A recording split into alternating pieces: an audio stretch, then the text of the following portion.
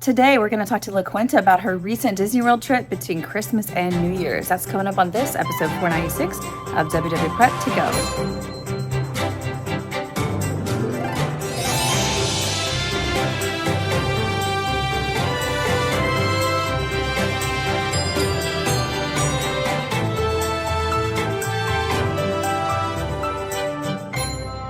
Hello and welcome to WDW Prep To Go, where we talk strategy and ideas for people planning their Disney World trips. I am your host, Shannon Albert from WDWPrepSchool.com.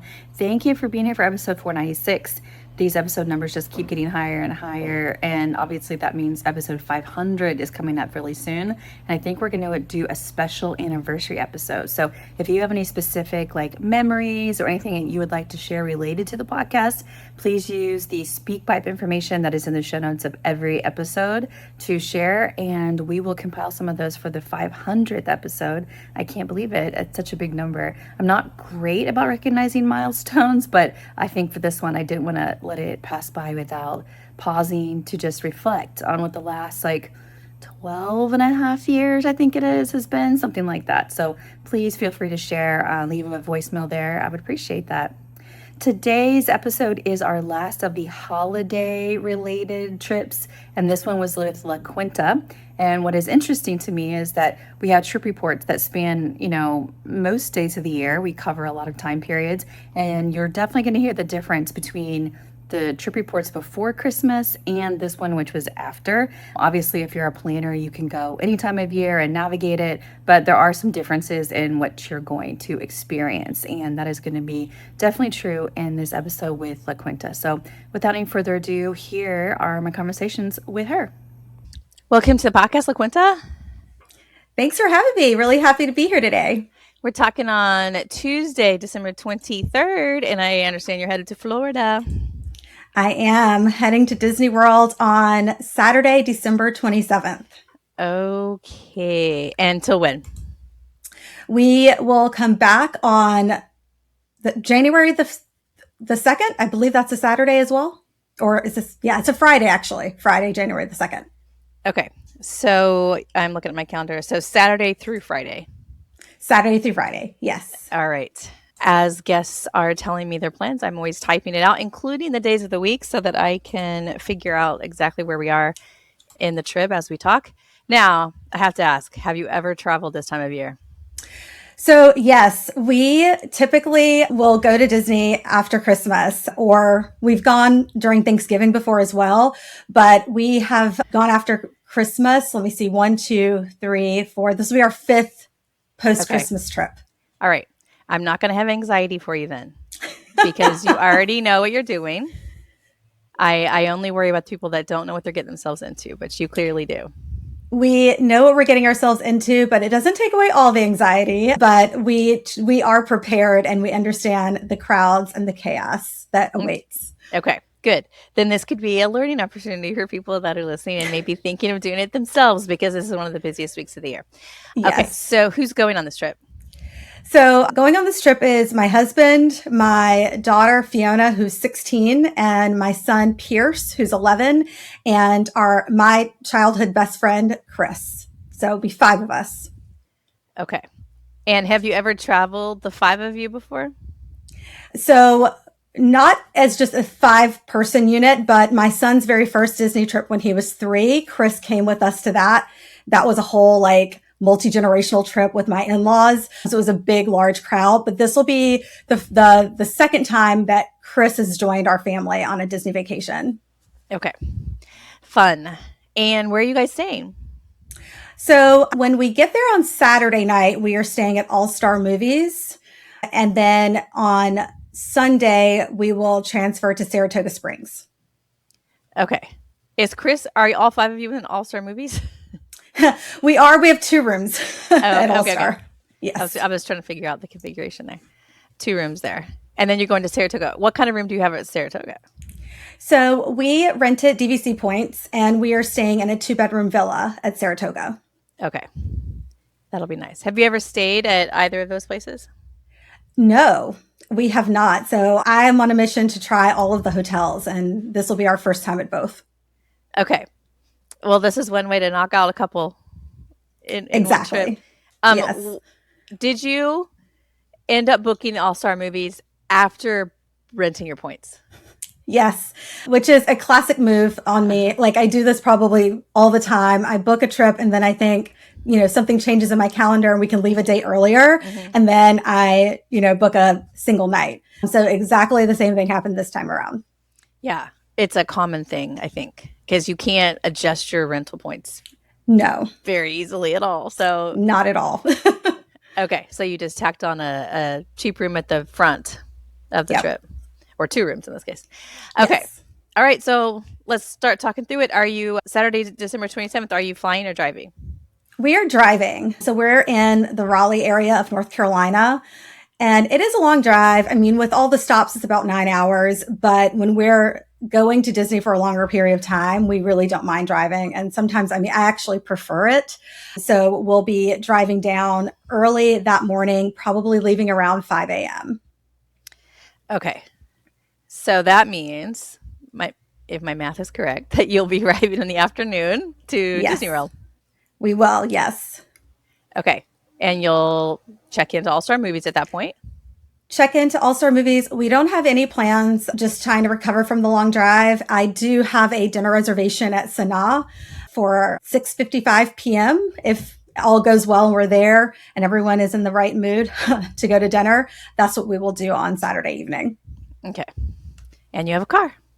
And we have a car, so it makes it very nice. Yes. That's fewer questions for me to ask when I say, how are you getting there? Okay, so then Sunday, December 28th. So Sunday, I'm just looking at my notes. So Sunday is our Hollywood Studios Day.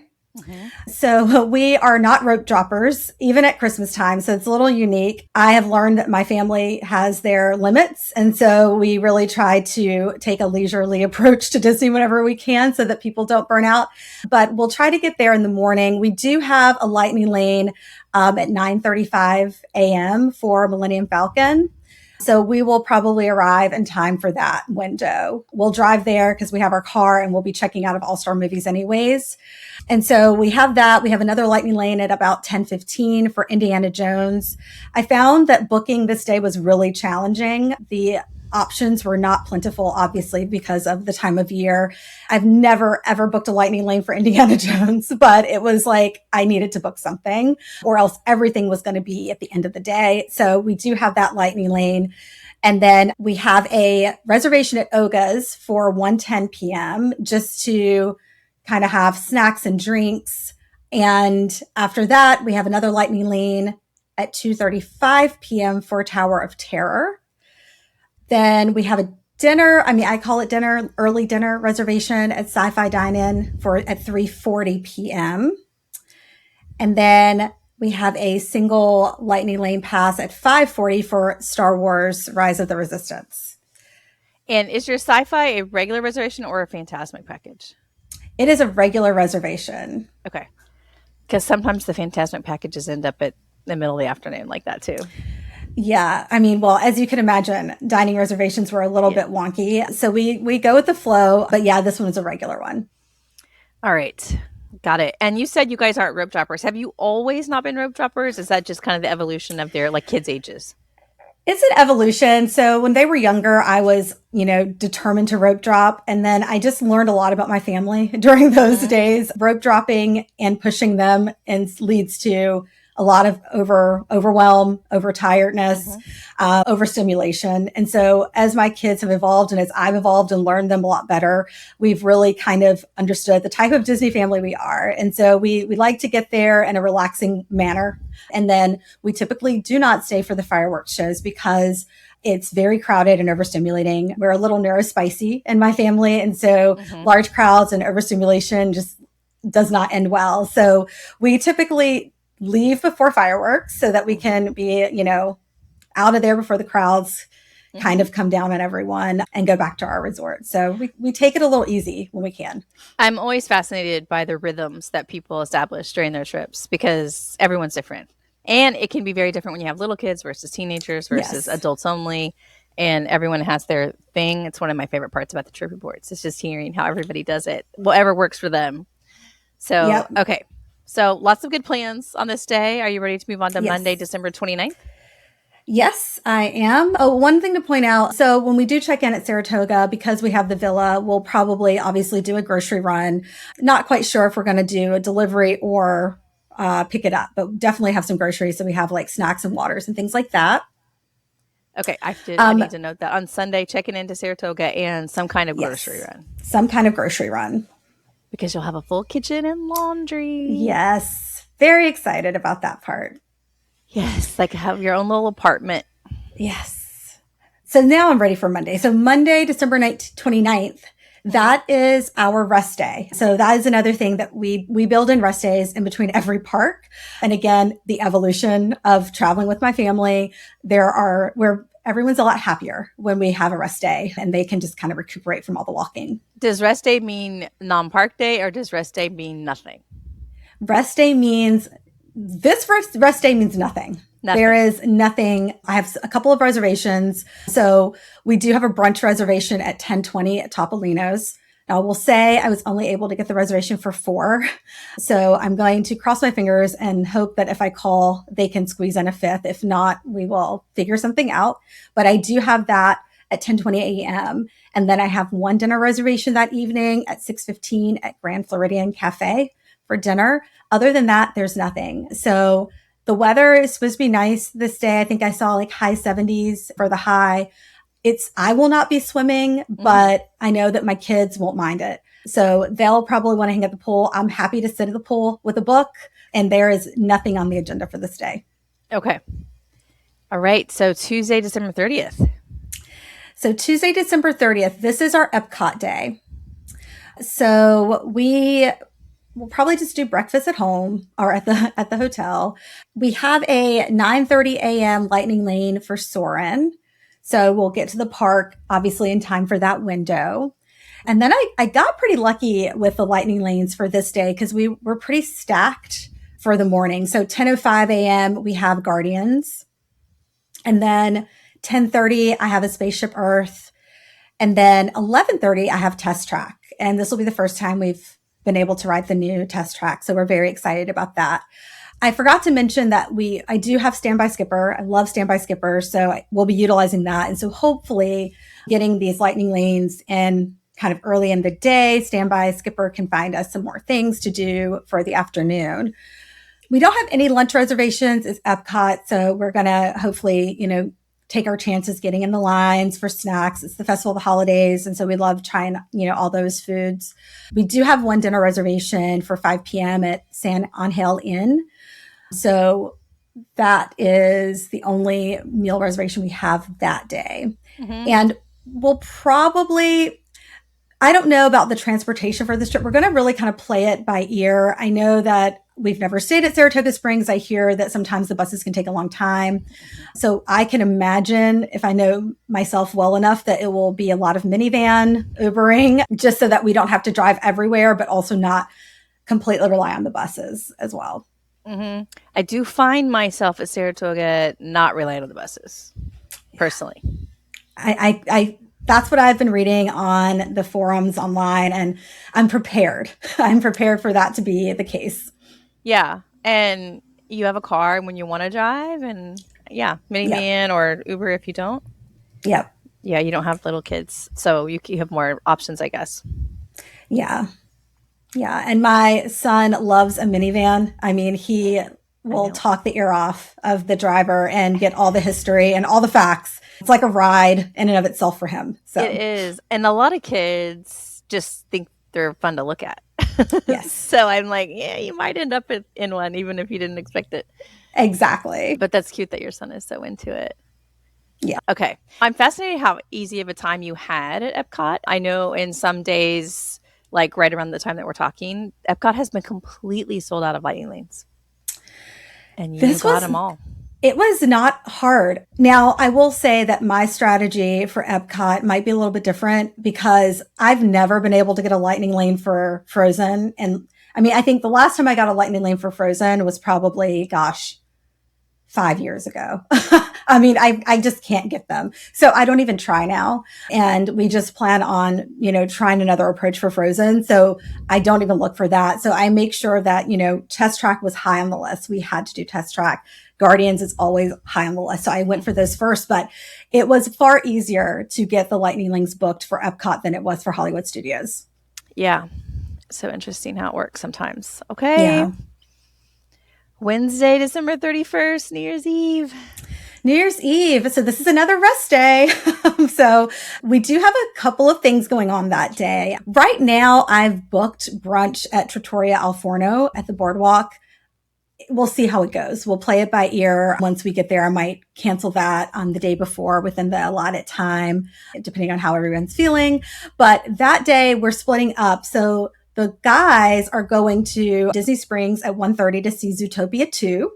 That was on my son's list. He wanted to take Uncle Chris and his dad to see Zootopia 2. So they will be doing that.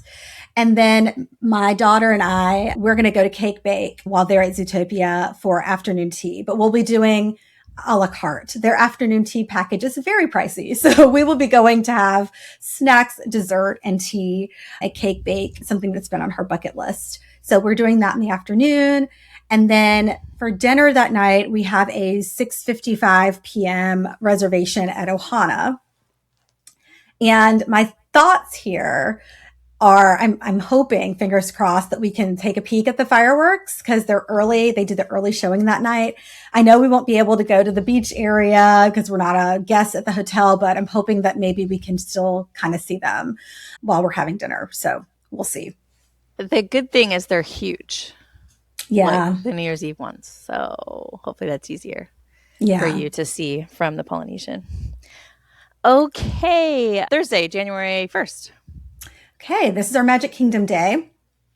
So we have, again, early Lightning Lanes at 9:30 a.m. We have Tron. And then right after that at 9:50, we have Haunted Mansion. And then right after that at 10:05, we have Seven Dwarfs. So again, this was another easy booking of Lightning Lanes for this particular day. This is towards the end of your trip.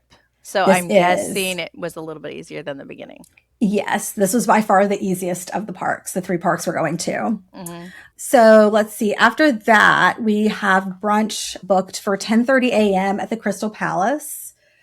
That's a favorite of, I would say my son is a huge fan, but I think my daughter too. The churro, Mickey waffles. I mean, to think that we go all the way to just this one restaurant for a waffle, but they're so good. Some of us go on cruises because that's the only other option too for that. It's so good. So I'm not going to even lie. I'm looking forward to those waffles too. So we're doing Crystal Palace at 10:30, and then at 12:10 we have a Lightning Lane for Pirates. Mm-hmm.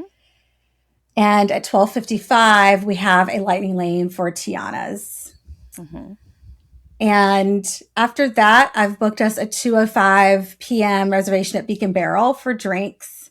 Have you been? And snacks. I have never been. So I'm really looking forward to it. And then we have a dinner reservation that evening at Liberty Tree Tavern at 5:15 p.m. Again, we're going to see how we feel leading up to that. Sometimes we think that when I'm making reservations and the kids are giving me their request, you feel you can eat a lot, but then once you start getting into your trip, you're like, I cannot eat anything else. So this being our last day, I don't know. We'll see how it goes. But I do love Liberty Tree Tavern. It's such a good meal when you have the space in your stomach for it. Mm-hmm. Exactly. Yeah.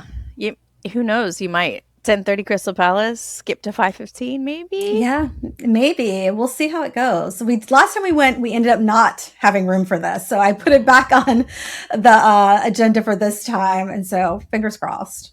All right. And then Friday, January 2nd, your last day? Yeah, so last day, we're heading home. No plans this day, just loading the car up and driving back to North Carolina. Now, I do have a Topolino's reservation booked for 10:30 this day in case they can't take us the first rest day we have, that Monday. So I do have a reservation for 5 people this day booked. But if we can get in earlier that in the week, then I'll cancel this one and we'll just go drive home. Okay. All right. Well, this sounds like a fun time, and I can't wait to hear about it. Yeah, we're super excited. Can't wait. It'll be good we didn't go to Disney last Christmas. We went on spring break instead. And so we really missed the kind of Christmas magic of Disney. So we're very excited. Was your spring break adjacent to Easter? It was before Easter, Like the week before or more than that? the week before Easter. Okay, so busy time. How can you Yeah. compare the crowds between this time of year versus that time? We felt like it was dead. Easter crowds were dead. Yes, compared to Christmas, we felt like we were able to move around a lot more freely. Getting lightning lanes were no problem. We used Standby Skipper and we got to ride everything we wanted. It felt so much lighter than Christmas. Yeah. This week between Christmas and New Year's it's always been busy. It's gotten busier. Yeah. So whatever that means. But I Yeah, can understand I how you say that. agree. I can understand Yeah. why you say that. Yeah. And that's another reason for the rest days. It's just like, just having that time to just like not be around so many people and just kind of recovering. And then you're ready to go again. So it's kind of how we balance out the chaos. Right. I get it. Okay. That sounds like a good plan. It sounds like you know what your family needs. So makes Yes. sense. All right. Yes. Well, have the best time and I'll talk to you next year. Yes. Talk to you next year. Can't wait to tell you about it. Welcome back from your trip, LaQuinta. Thanks. It's good to be back. We had a great time. We are talking on Saturday, January 3rd. You just got back yesterday. We did last night, in fact. So this is fresh. Very fresh. I've got my notes ready because it was a jam-packed trip. lots of things happened and lots of good notes taken. But yeah, I just got back not too late, around 8:30 p.m. last night. So everything's fresh. I have been watching the wait times this last week and was really excited to talk to you to see how that impacted your trip or how you navigated them. So we're going to find out together. Okay. Yes. Let's start walking through it then. I'm glad it was good overall, but I want to see the details and how they worked out. Okay. So you told us that Saturday, December 27th, you were driving starting early in the morning. So how did your arrival day go? Yeah, so we left the house around 5:30 a.m., loaded everything into the car, everyone, and we got to All-Star Movies around 4:50 p.m. And it is a very, very long drive, but it being a very busy travel day for Christmas and everything, traffic was horrific. So it really did test. I told my husband, I was like, I may have reached the age where we can't do this drive because it was a bit of a challenge, but we got there right before 5 p.m., pulled into All-Star Movies. The other option would have been to fly, which maybe would have been stressful too. Well, that's the reason we drive is because flying at Christmas, we did that a couple of years ago. We went to Disneyland for Christmas and it was just a nightmare, just flying the day after, 2 days after Christmas. And so we do feel like driving is a little less stress, but the traffic was just horrific. So I don't know. We'll have to think about it for the future. Neither is super easy this time of year, but you did get in by 5 p.m. to All-Star Movies. We Your did. room was ready, I hope? Your rooms were ready, Yes. So they were ready. We didn't do the online check-in because we had the 2 rooms and I just wanted to make sure that we were, close to each other. And I wasn't sure how that was going to work. So I waited till we got there, went to the front desk and they were like, we already have them together in adjoining rooms. Like you don't need to worry about anything. So we got our room assignment, parked and, kind of went upstairs and freshened up a little bit. Freshened up a little bit so you could go to dinner? So we could go to dinner. Yes. So we had our dinner reservations at Sanaa at 6:55 p.m. So everyone was starving. And I thought, well, let's just get there early and see if we get there early, if they'll take us early, which of course they did. It's Christmas week. But we did get to to the Kidani Village at Animal Kingdom Lodge. I would say we got there, I think around 6:20. And we were able to walk around, look at the Christmas decorations. My kids wanted to go to the gift shop there. So we did check in as soon as we got there and they were like, okay, great. Thanks for checking in. We'll see you when your table's ready. But it was ready exactly at 6:55. So they called us back and we were sat. And of course we started with the bread service as one always does at Sanaa and had a lovely dinner. Good. I'm glad that you weren't late getting seated at least. No, this was probably the only reservation that sat us for the whole week, that sat us on time per the reservation. So, but yeah, they were right on time. I assume after bread service, you had lots more to eat. We did. We had pretty much like the kids got the steak dish. I can't remember what it's called, but my kids are they're 11 and 16. So they are adults in the world of Disney. Although my 11-year-old really eats like a child, but because he knows, like he reads the menu and says it's like 9 and under. I'm 11, mom. So I have to try to convince him to eat off the kids menu. Sometimes I don't win that battle. And this was one night I didn't win it. They both got the steak dish, but they loved it. I ended up getting the like shrimp and fish curry over rice with their like greens, and my husband got lentils. I mean, we all had like various, and he got the lamb and lentils, and then my friend Chris got the chicken and the greens. Everything was really good. Good. And then you headed back to the All-Star.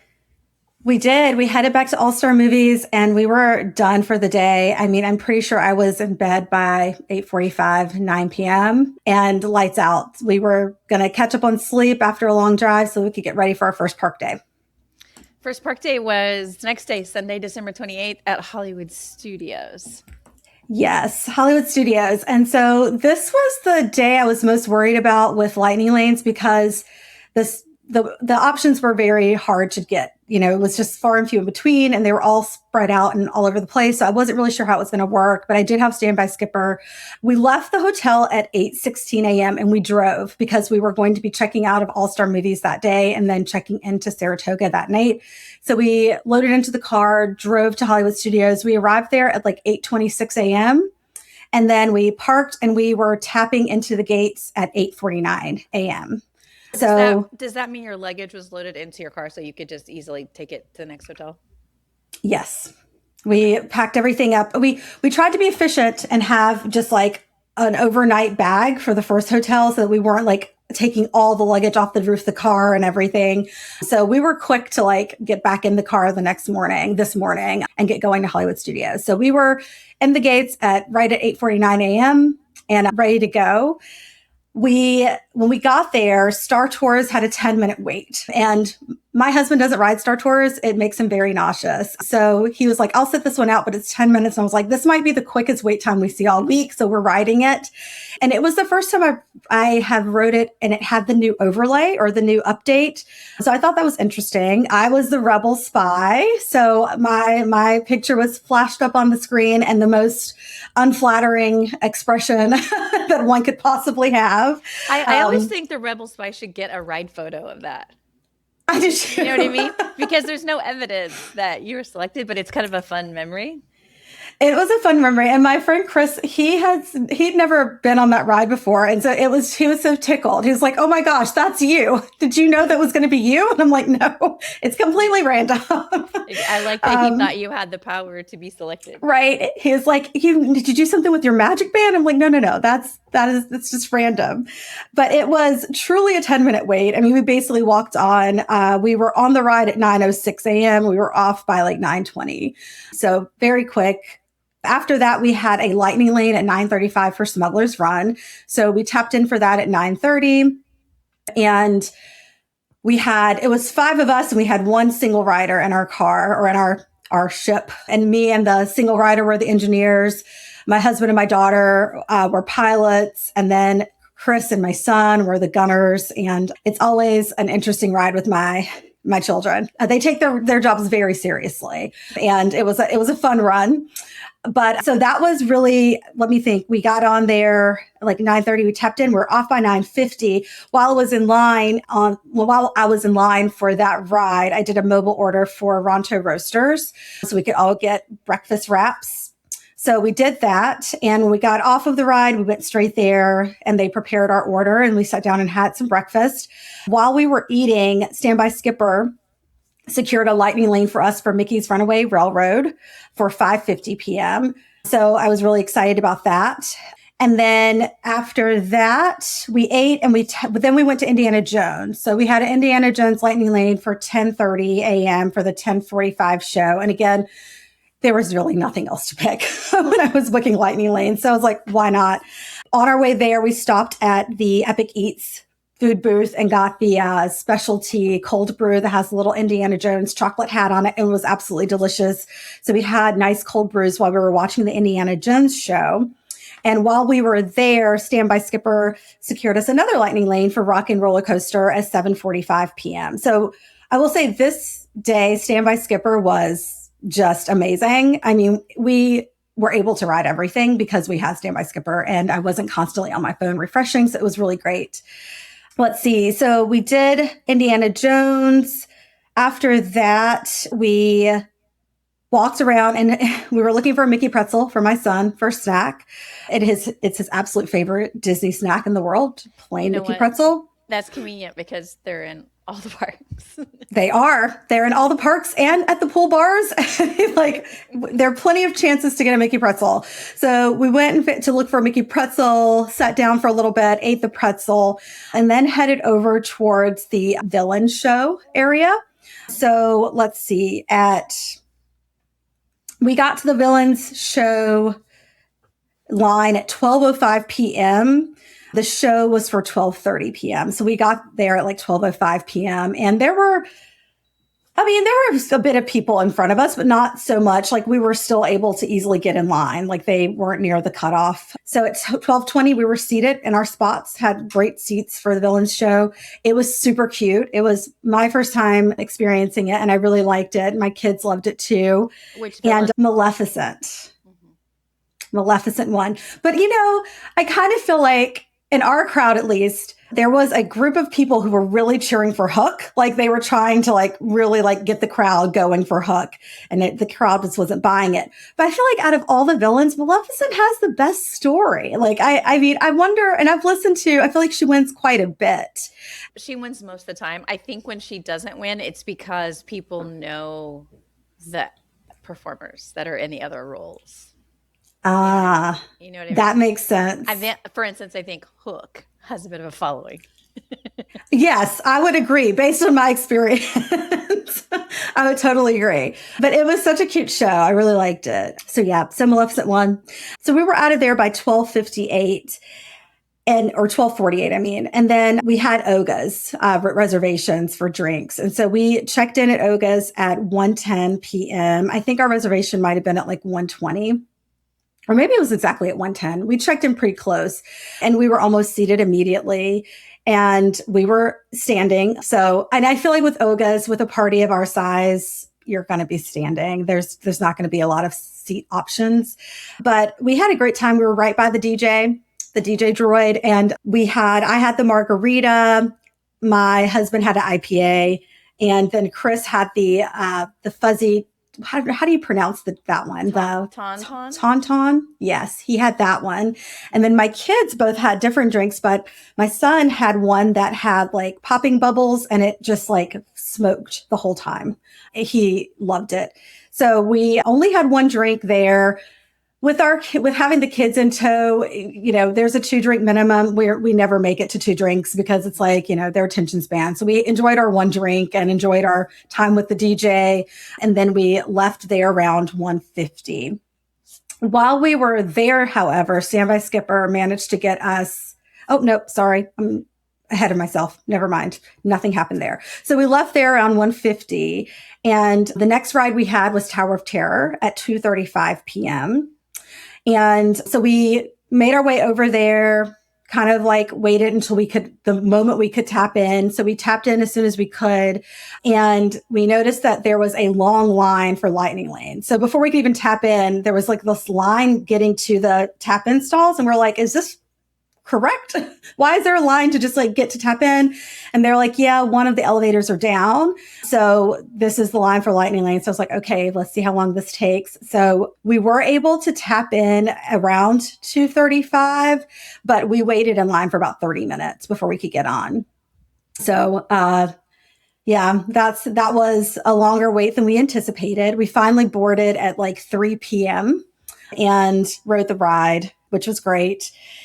After that, we had a little bit of time because we had a reservation for 3:40 at the Sci-Fi Diner.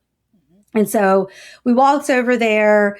did check in on my mobile app, and we were, just kind of waiting, and we realized that the Taylor Swift costume exhibit was just like around the corner. So we're like, okay, well, while we're waiting for our table, let's just go check that out. And so we walked over there. I was surprised to see that it was just like 2 costumes. I don't know why I thought it was going to be like, a whole hallway of costumes. So I may have built it up with my daughter to be a little bit more than it was, but it was still interesting. I will say, to be fair, the fact that the Disney parks like social media accounts were posting all about the Taylor Swift docuseries and everything, I was like, oh, there's going to be something big parks related, but it's just this little display. Yeah. It's just a little display. And I will say, like, there weren't huge crowds there at all. In fact, I tried to convince my kids to get in line to take a picture with Goofy Santa, and they did not want to do that. But the line wasn't very long even to take a picture with him. So it was pretty empty in there. But we did go see Taylor's 2 costumes. And then by the time we made it back to Sci-Fi, they were telling me that the table was ready. So we were seated maybe around 3:50, so just 10 minutes after the reservation. And we were all in one car. So we had lunch, or I guess you would call it early dinner, whatever you want to call it at this time there. And while we were at Sci-Fi, Standby Skipper booked us a lightning lane for Slinky Dog for 4:35. And I'd already prepared the kids. Like, we probably can't ride Slinky Dog because every time I would go look on the app, it was like multipass is not available. And I just didn't think Standby Skipper was going to have a chance. Like, it was, and the wait was for Slinky Dog was crazy that day, like 110 minutes. So I had prepared them, but then we got it for 4:35, which was amazing. So after we ate, we went straight to Slinky Dog and rode that. So after Slinky Dog, we had a little bit of time to kill. So we walked around Toy Story Land, had a restroom break. Our tradition is to always get one of Woody's lunchbox treats while we're at Hollywood Studios. And so none of us were hungry, but we ordered them anyway. We're like, we'll eat them later. So we did that with mobile order, and it was really seamless to get that and get a slot for that. And then at 5:35, we went ahead and tapped in for Rise of the Resistance. Our lightning lane for that was at 5:40 p.m. So we tapped in just 5 minutes early. At that time, the standby line for Rise was only 90 minutes. And the park was like getting empty. Strange, like to the point where my husband was like, why does it seem less crowded all of a sudden? So I don't know if it was everyone was just like hopping to another park, or if it was just end of the day, people just getting tired, but it really did. The crowds just started to dissipate a little bit. And so we did the Rise of the Resistance ride. And then after that, we went straight to, let's see. After that, we walked around a little bit. Our next lightning lane was at 5:50 for Mickey and Minnie's, and we ended up tapping into that around 6:15. And we boarded at 6:30, and we did Mickey and Minnie's Runaway Railroad. And then at that time, we had some time to kill because our final lightning lane was Rock and Roller Coaster at 7:45. I don't do Rock and Roller Coaster. I just don't like the ride personally, but my family loves it. So I was the only one sitting out of that ride. So we just kind of sat and watched the holiday display on the Tower of Terror. We watched that for like probably 20 minutes, just killing time. And then as soon as they were able to tap in, they went to go ride Rock and Roller Coaster. And while they were doing that, I got a glass of wine and just walked around the park and walked around the shops and just enjoyed like an evening stroll, which was really nice. I mean, I think the vibes in Hollywood Studios at night are just perfect, especially at Christmas. It's just so pretty. And you've got like the old school jazzy Christmas music playing. So I just enjoyed having some alone time with a glass of wine and just living it up. But they got off of that ride at 7:58 p.m. And at that point, we were all ready to go. and if I'm remembering your day correctly, you were able to hit all the headliners. We rode everything. The only thing we didn't do was Frozen sing along. And I think I like that way more than, everyone else was. I was probably the one that was rooting for that the hardest. And so it just got to the point where we just didn't have time to do it. But we rode everything that we wanted to ride. So it was a really successful Hollywood Studios day. So was that the end of the day before you headed to your next resort? We ended up leaving right after they got off the ride. We made our way to the car, and which we also were able to park super close. I mean, that day was surprisingly, for it to be the day, like that week and how busy I was expecting, it did not feel as crowded or as chaotic as I had prepared myself to be. It was the only park that week that didn't feel that way. Interesting, because you were nervous about it. I was, yeah. And that was going to be the hardest day. It did not. Wouldn't have predicted that, but I'm Mm-mm. glad that this day went that way. Yes. This day was great. So I did do the mobile check-in for Saratoga Springs. And so I think I got the alert at exactly 4:00 on the dot that the room was ready. So when we got to Saratoga Springs, it was around 8:30 p.m. I went straight to our room. We were in the grandstand location, which was the room that I requested, or the section I requested. It's a non-preferred section. However, it has its own pool, and it's the bus stop for that section. You're the first to get on the bus, and you're the first to get off the bus. So we kind of wanted it for that reason. But we were there at 8:30 p.m. The resort, or the room, was great. We're on the 4th floor. We had a 2-bedroom villa. And so my kids were in one bedroom that had 2 queen beds. My friend Chris was in the living room that had, a pull down queen and a pull down twin. And then my husband and I were in the other room that had a king. We had 2 bathrooms, 2 showers, 1 tub. It was plenty of space, which was great since we had so many, like the 2 rest days built in. We had plenty of space to spread out. And when we got there, we did an Instacart grocery delivery from Publix. It was super seamless. We ordered the groceries. I did it en route to the hotel in the car, and they were delivered at like 9:30 p.m. and they came straight to our room. So we didn't even have to go down and meet them. So that was really great. And at the end of the day, we clocked 19,689 steps. So not even as much as I thought we would get in step wise either. I mean, it was just a really good, good day. Yeah. I mean, that's still a lot of steps, but.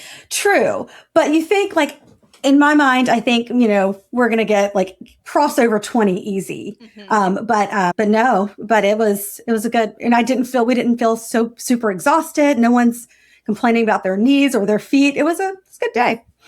Good day. And the next day was a non-park day. So Monday, Yes. December 29th, and you had a couple dining reservations. So how did this day go?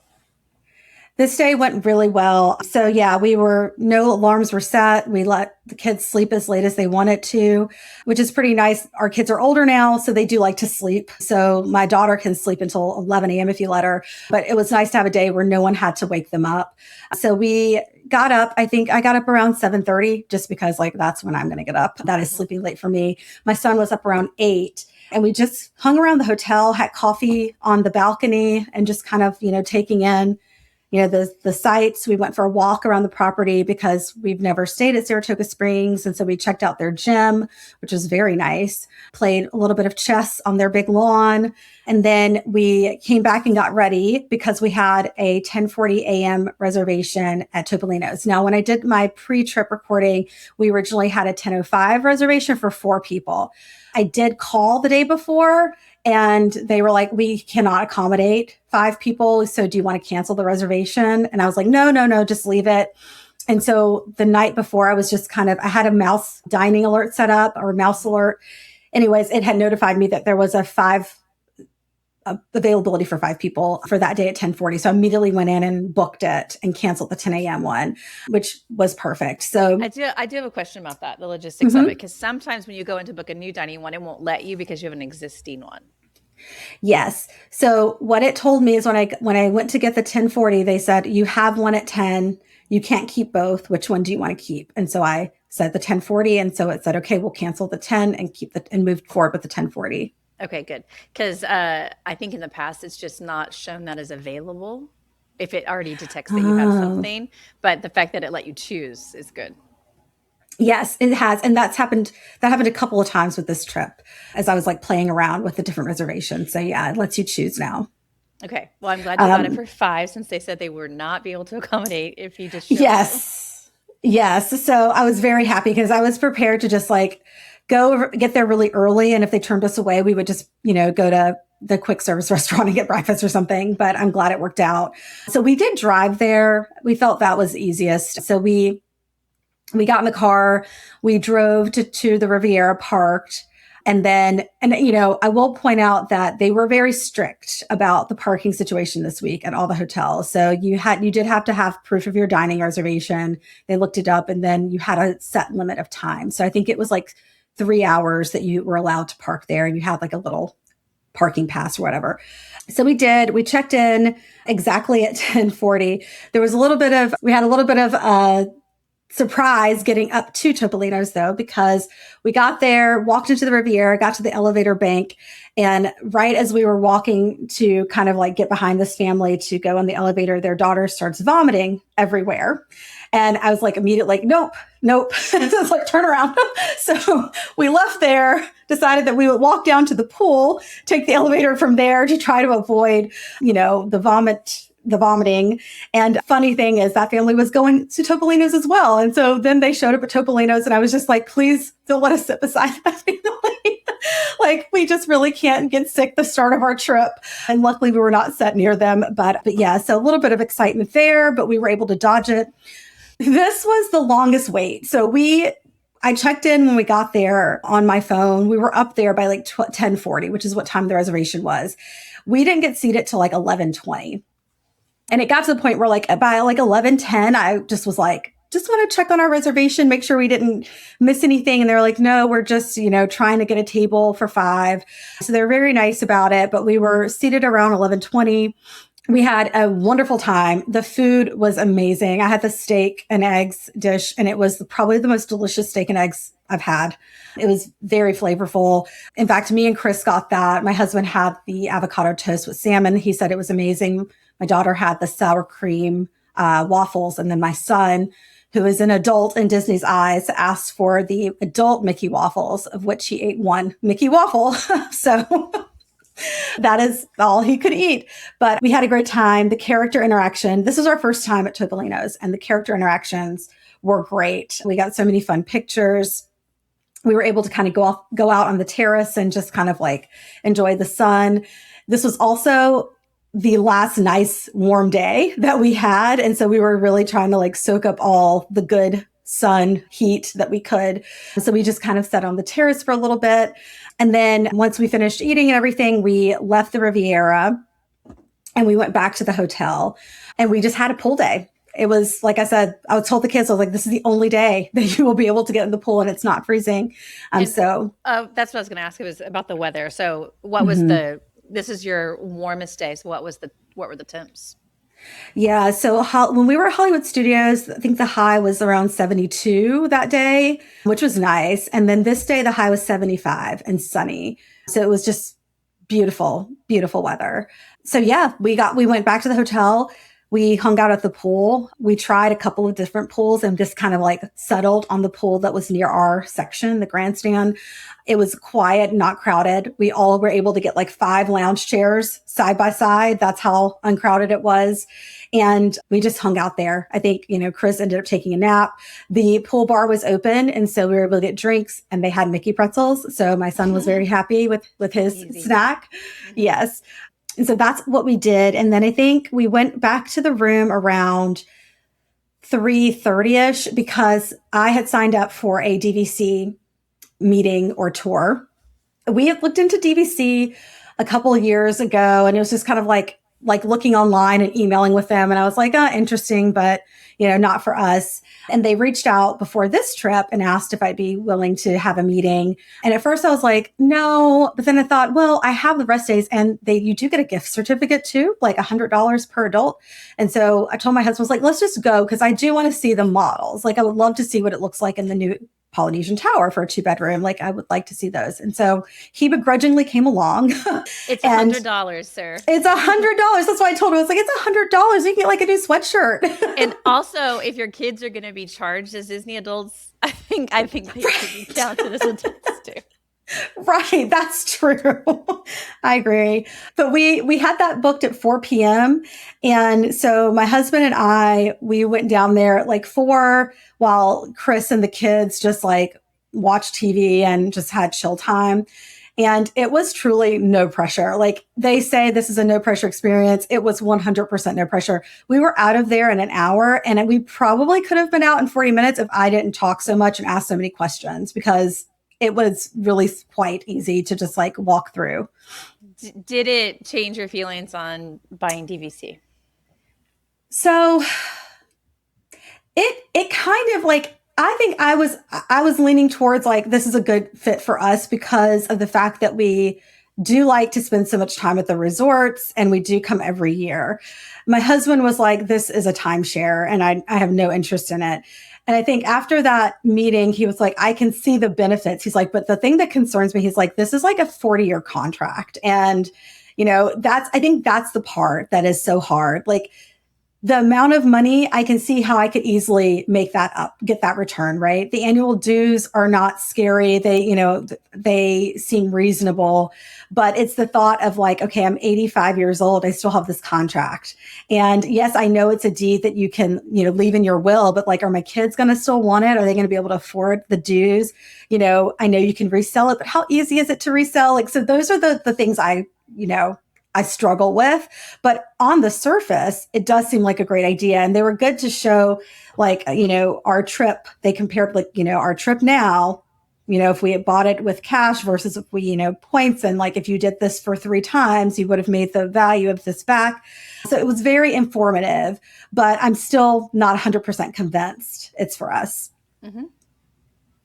We're in the same boat on this, but lots of DVC owners seem to love it. But they do. It's just hard, like that. When you talk about 40 years, I'm just like, oh, that's just really hard for me to like visualize. Like, I don't know what next year holds. So like 40 years is a lot, but I definitely see why people do it for sure. Mm-hmm. And you got your $200 in gift cards or whatever. Yeah, it was literally in my inbox before we even left. Like I saw the alert pop up on my phone, so it was pretty seamless. $200 gift card right there. Easy. So totally worth it. Exactly. For an hour of your time. An hour of our time. Yes. Yes. So after that, we went back to the room, got the kids together, and we had a dining reservation at the Grand Floridian Cafe for 6:15 p.m. And we were, I think we were always going to drive. So we drove to that as well. And we got there, we parked, when you're driving to the Grand Floridian for dinner, you have to park in that other lot. So we parked there, walked across the Grand Floridian, checked in at like exactly at 6:15 and was seated like by 6:20. The restaurant did not seem very busy, but service was very slow. So I'm not really sure why, but it was slow service that night. But the food was good. Everyone was able to get something they liked. They let my son order off the kids menu, which was great because again, he wanted steak. And I'm like, you're not getting another expensive steak. Like you need to get the kids steak, which is going to be just enough for you. So he was able to do that. So we had a good dinner there. And then after that, our plan was to go back to the hotel, but my son really, really, really wanted to go to Disney Springs. And my husband really does not like Disney Springs because of the crowds. And he just thinks it's very crowded. At the time, I was like, it's not a big deal. Like, I'm fine with Disney Springs. It's been a while since I've been at Disney Springs during a holiday, though. But I was like, it'll be fine. Let's just go. We're right by the hotel's right by it. Like, the kids want to go. It's still early. So we did. So we drove to Disney Springs, and the drive there was backed up. Like it was almost like every car was going to Disney Springs. It took us a while to get there because of traffic. When we got to the parking garage, it took us a while to find an open parking spot. And I'm thinking, okay, this is going to be crowded. So I think we ended up parking right around 8 p.m. It was impossible. I mean, the crowds were so intense that I was even overwhelmed, and we couldn't figure out where, like my son could not think where he wanted to go. So I said, you can pick one store and we will go there. So he wanted to go to the Marvel store. My daughter wanted to go to Free People, which I was like, we have our Free People at home. Mm-hmm. Why are we fighting these crowds to go to Free People here? And she's like, because we're here. And I'm like, oh my goodness. So my husband's like, I'll take her to Free People. Chris and I took Pierce to the Marvel store. I've never experienced crowds like this before in my life. You could not move, Shannon. Like it was so bad. We finally made it our way to the Marvel store. My son got a souvenir, like this little Groot water bottle holder thing. And then we're going to meet back at the World of Disney because that was closest to where we were going to exit to go to the parking garage. And so we went back to the World of Disney, got a couple more things there, met up with everyone, and like ran back to the car. And that just going to those two spots took us an hour. Like we were back in the car by 9:15. And I was like, I don't think I can do that again this trip. Like, we can't go back to Disney Springs, guys. Like, and the irony is that you are staying so close to Disney Springs. We're staying so close. And I was like, no, we can't go back. It was awful.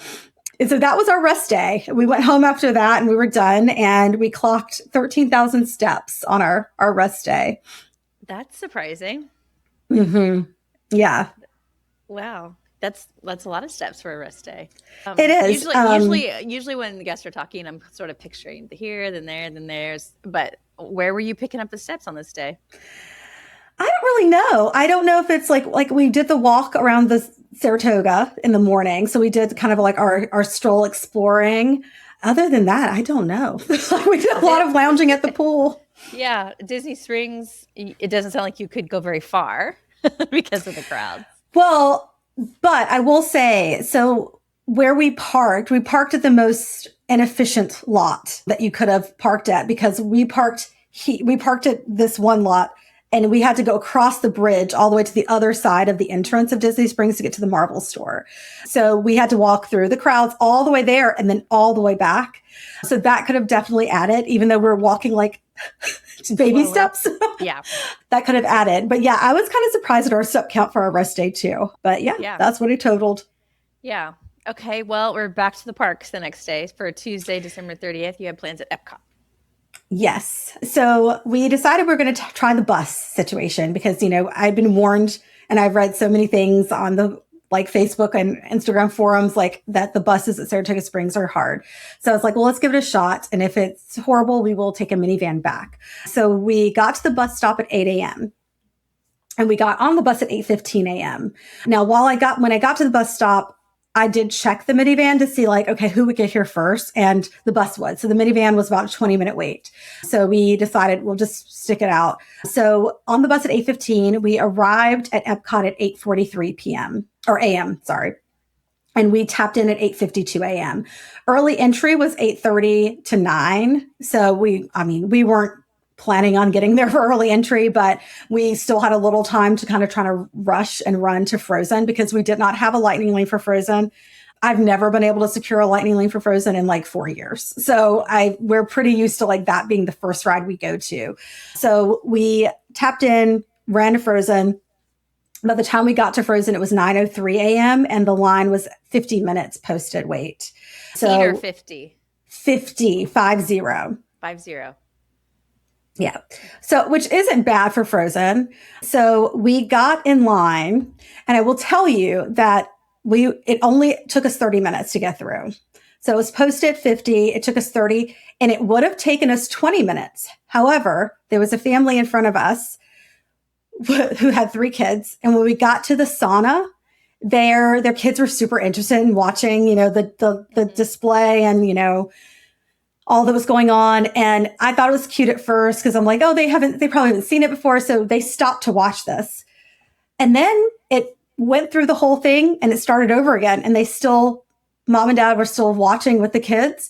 And it's the holidays and it's crowded and, people can be on edge and tense when it's crowded. So I'm not a confrontational person. I'm certainly not trying to get, into a situation with a family in line at Disney.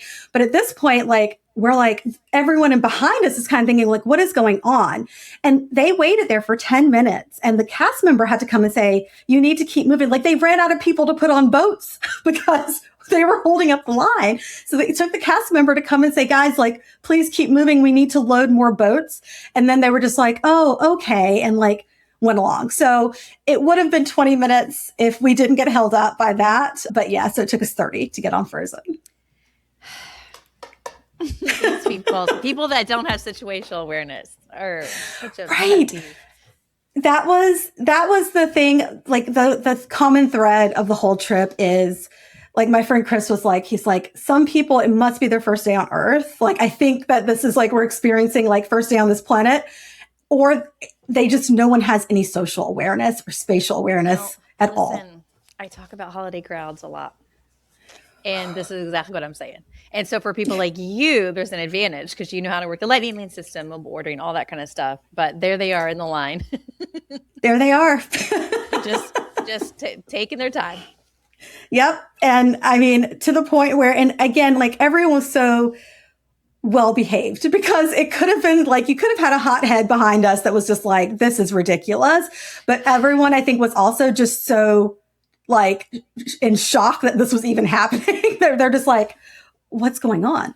I have to admit, I'm not, I wouldn't consider myself confrontational, but I think I would have said like, okay, let's go. Everybody's waiting.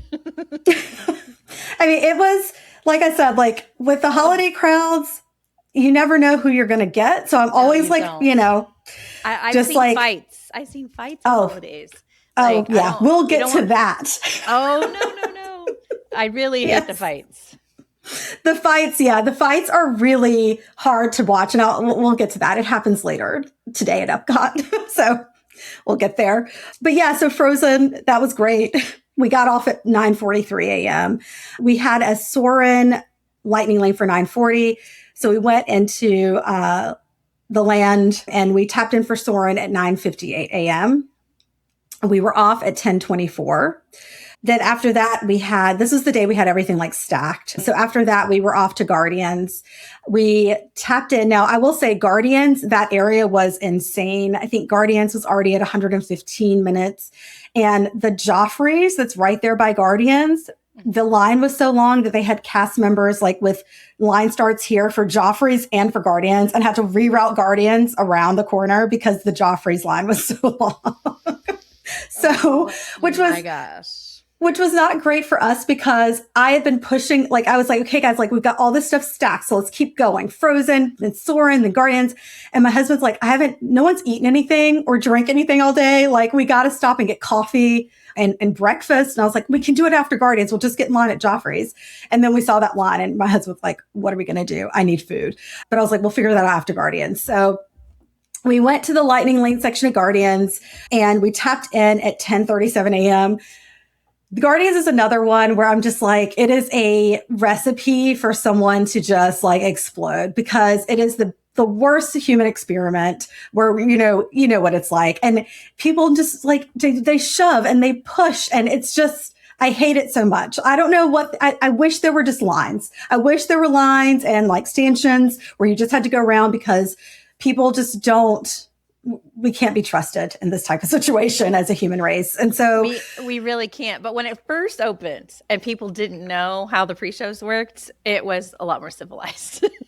But now there's too many of us that know how it works. That know. And like we were in the first pre-show, no, the second pre-show before you go in.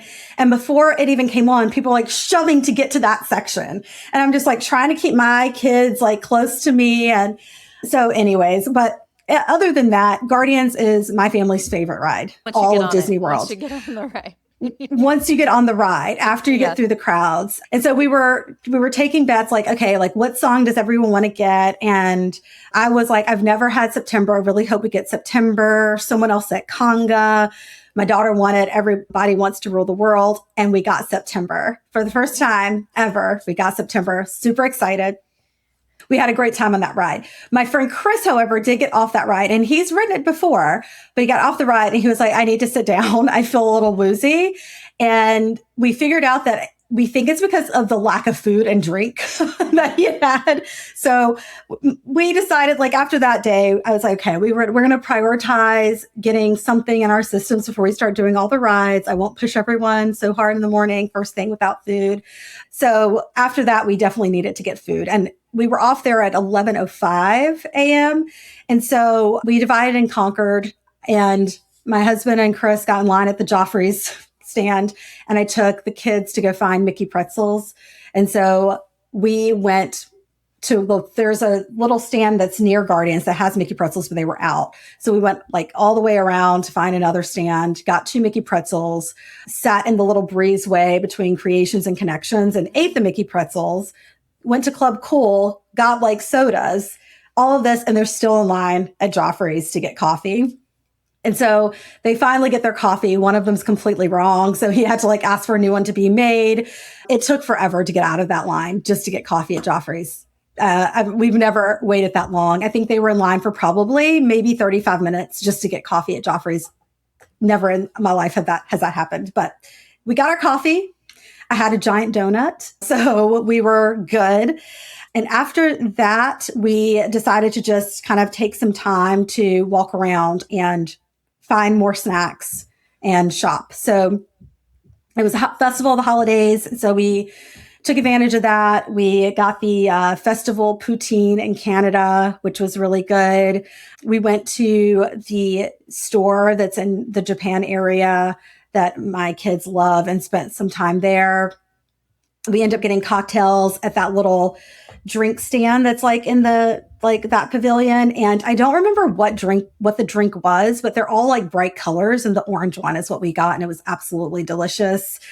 And after that, we went to ride Test Track. So we tapped in at 11:58 a.m. for Test Track. Super fun. I love the upgrade or the refresh or whatever you call it. I love that we don't have to do the whole build your own car and touch everything. Like I didn't miss that. My kids noticed it, but they also were like, it's fine. We don't need it. I thought it was really cool. We were off of that ride at 12:15. Let's see. After that, we had a nice long break. So we thought, well, let's go find some more snacks. We love going to France and getting pastries at Les Hall or whatever. No, the line was so long. I mean, there was just no chance. Like we couldn't wait in that line. So instead we got the kind of the frozen drinks that they have in the France Pavilion, like where they have like Grand Marnier citrus drinks. So we got those. The weather this day, the high was, what was the high this day? I think the high was 59 and like cloudy, intermittent sun. And so we were dressed like my daughter had a long sleeve shirt, a short sleeve shirt, and a puffer jacket zipped to the neck. And she never took that puffer jacket off. Like it stayed on the whole time. I had on a t-shirt, a sweatshirt, and a puffer vest and gloves. I ended up taking the gloves off at one point, but everything else I kept on. So it was cold and the sun made it warmer, but it didn't stay. I always have to give a disclaimer because a lot of people are sitting in the snow listening to this and they're like, 50 sounds great right now, but the 50s feel like the 30s in Florida. It does. Cold. It's cold. I have never been at Epcot where my frozen cocktail stays frozen. And it stayed frozen. Like I couldn't drink it. I had to like eat it with a spoon because it was so cold outside. So we were pretty cold the whole day. And so we walked around, got more snacks. We went to the kind of America section, and their festival booth had this catfish dish with Hoppin' Johns and collard greens. It was amazing, delicious. So we had that, and they're like one of their IPAs, and it was probably my favorite festival snack of the whole day. The catfish, delicious. Let's see. After that, just walked around a little bit more. Went to Caramel Couche to get where there's popcorn, and my daughter has to get a marshmallow, Mickey-shaped caramel chocolate marshmallow. So we got that. And then we were off to tap into Spaceship Earth. So we tapped in at Spaceship Earth at 2:45 p.m. And the way it was working, my kids got in one little vehicle, and then Chris and I were getting in the next vehicle. And I sat down and I was like, why am I wet? And I was like, Chris, this isn't a wet ride. Why are we wet? And he's like, I don't know, I'm soaked too. And so I immediately like hop up and realize that the seat is filled with water, as if someone had a giant bottle of water and dumped it all in the seat, and it all like sunk to the back. And I'm literally standing there like, oh my gosh, I'm soaked. And the cast member's like, ma'am, sit down. And I'm like, there is so much water in the seat and it's moving. So he's like, ma'am, you've got to sit down. So I sit down and I'm like trying to like maneuver my body so I'm not sitting in this puddle. And then of course, as the Spaceship Earth is going around, when it's like reverses you and you're tilting back, we stop. And I'm just sitting in a pool of, I'm hoping it's water. I mean, like to this day, I've told myself it's water. We were soaked, Shannon. Like I had on like athletic leggings because they dry fast, right? So like if you get wet and frozen or whatever, they'll dry fast. I kid you not, like it took so long for my pants to dry. And it was so bad because like my shirt, like the sweatshirt I was wearing and the puffer jacket were so soaked. Like I went to the bathroom, was wringing it out, tried to like use paper towels to dry it, but they were so wet that it was keeping my bottom, like my pants wet because they couldn't dry. So I ended up going to the store, the creation store, and buying a sweatshirt because I needed to be able to dry off and be warm. But yeah, Chris had to buy a new sweatshirt. He was soaked. It was something. It's just nuts. Let's assume it's water. Like, if you know that you spilled water, at least tell a cast member, like, hey, right, a towel or something, we need a little help, instead of just letting you deal with the consequences. Right. Just like tell someone. But yeah, we were soaked. So we got off of that ride and I was just like, okay. So after getting more, getting a sweatshirt, changing clothes, Standby Skipper had booked us a Living with the Land.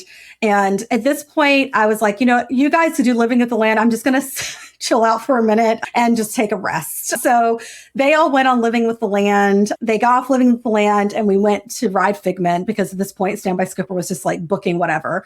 So it booked Figment for 4:20. We got on Figment. We're off at 4:30.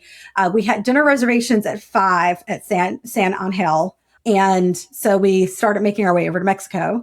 And we tapped in at exactly 5 p.m. We were seated at 5:15 and had a wonderful dinner, had the avocado margarita, which you can also get there, which is delicious.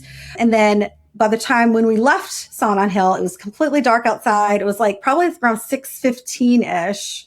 So we were at this point cold. Like my husband was like, we can't keep going. It's too cold. And I was like, you're right. And the kids were cold. And I was like, let's just go. We've done everything that we came to do. The only thing we did not get to do was Remy's, and Standby Skipper couldn't get it. I couldn't get it. Like we just couldn't get it. And no one wanted to wait in line for an hour and a half. So we were just like, kids, we'll do it next time. We can't, we're too cold. So we went to get in the line for the bus to go home. And we got to the bus and there were two scooters or wheelchairs, waiting. And then there was a line of probably 10 people in front of us. And out of those 10 people, one was a family that had double stroller and three little girls. And we're all waiting. The bus gets there. It loads the wheelchairs and scooters first, which have their designated spot, right? Where they go in and their families get on. And as it's loading these people, we notice that there are this group of families coming in, but they're not going to the back of the line. They're coming to the front of the line. And they have a service dog with them, probably 4 adults, and then they have 2 children on a double stroller. My daughter turns to me and she goes, I think they're going to cut in line. She goes, if they cut in line, like we're not going to be able to fit on this bus. Like, I'm so upset if they cut in line. I was like, Fiona, they're not going to cut in line. They would not do that. Look at all these people. They're not going to cut in line. And so as the door starts opening, they start trying to get on the bus. And this one dad in front of us with the double stroller was like, you can't do that. You can't cut all in line. Like we've all been waiting and you need to go to the back of the line like everyone else. And they were like, well, we have a service dog, so we get to go in first. And he was like, no, like the area for like people with disabilities is over there. Like you need to go over there if you need additional time to get in. And they were like, said some choice words. And that's when the dad lost it.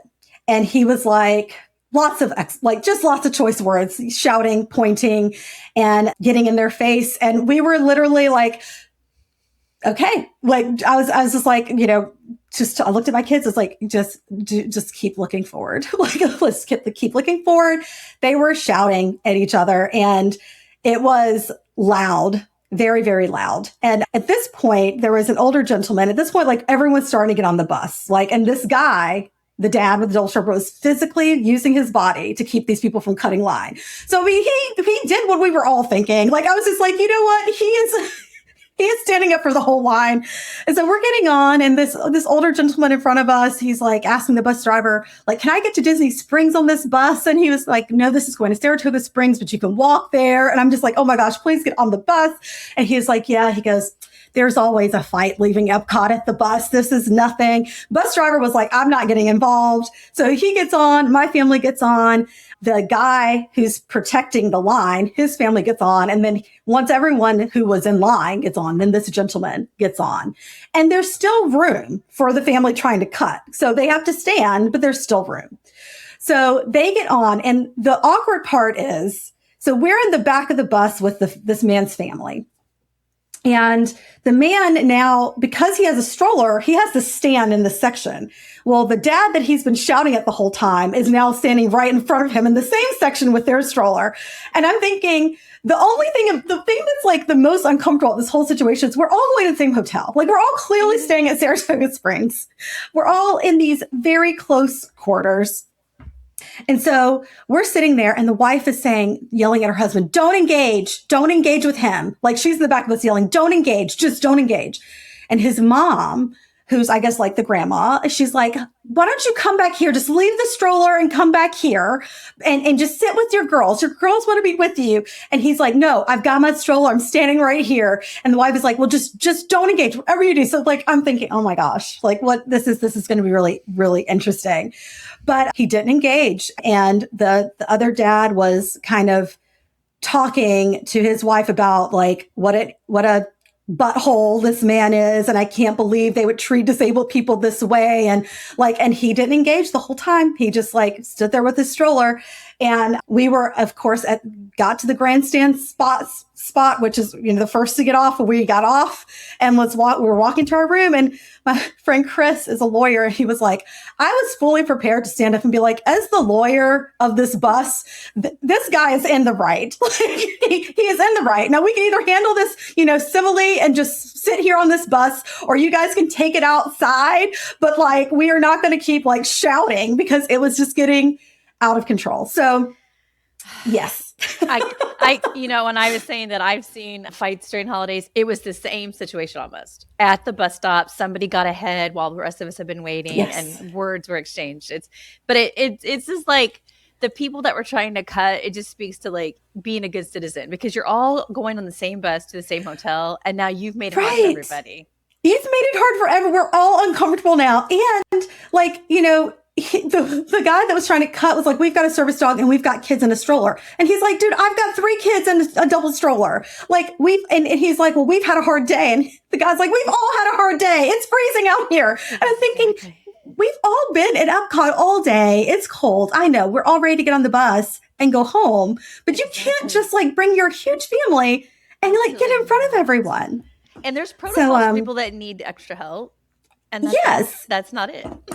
That's not it. And the guy, who was, taking up for the line, he was trying to explain that. Like, look, there are protocols in place. Let's just follow them.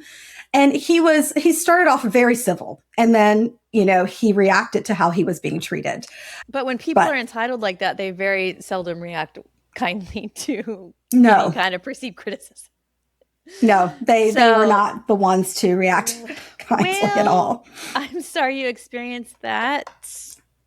It's, I told my daughter, she was like, wow. I was like, yeah, you were just thinking it and it happened. Because she was like, if they try to cut in line, I hope someone says something. I was like, well, there you go. They tried to cut, someone said something.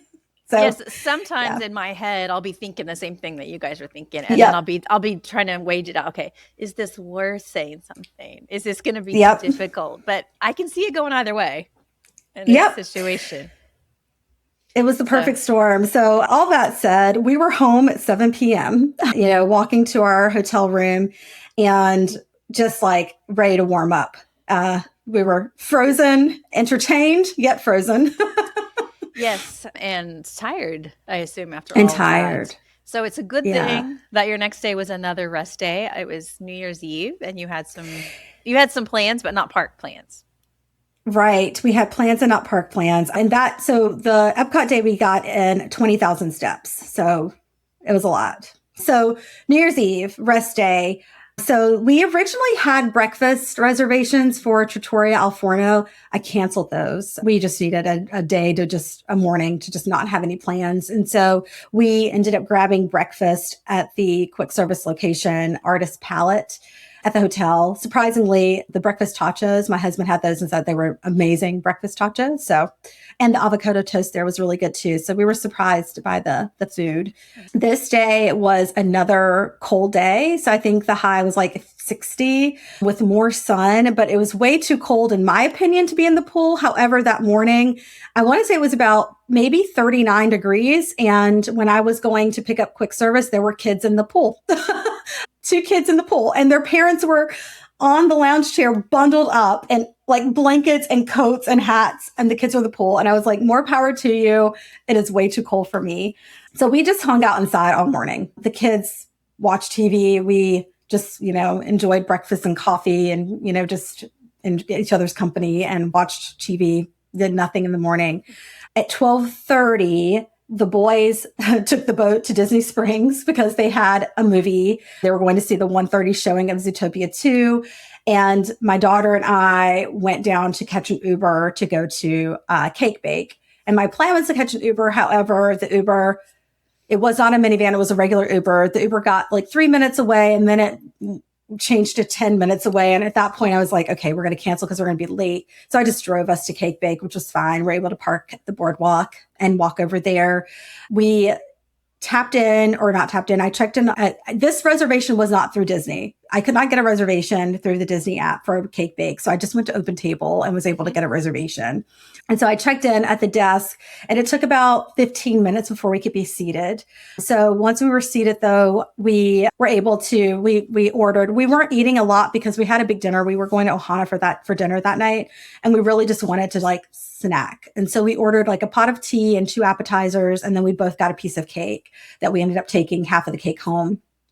But it was really good. I had one of their seasonal cocktails, which is like an autumnal sangria that was delicious. Everything was really good. And my daughter thought it was so pretty and whimsical inside, and she just enjoyed being there. So we left Cake Bake, came home. I took a nap. I don't know what my daughter did, but I took a nap. The guys got home, I think around 3:45 or 4 o'clock. Maybe it was a little later than that, 4:30 maybe. They survived Disney Springs, but they did say it was just as crowded. But luckily, they were able to kind of like beeline to the movie theater and not get stuck in like the middle like we did the other night. Yeah, I was going to ask about that, how the logistics. Yeah. Because they would have had to gone from like one end to the other to get from the boat dock over.